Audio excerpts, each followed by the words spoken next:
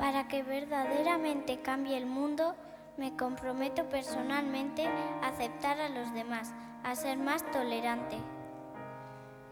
Buscaré en mi interior ser una persona más amable y respetuosa, y solo entonces podré realmente cambiar el mundo.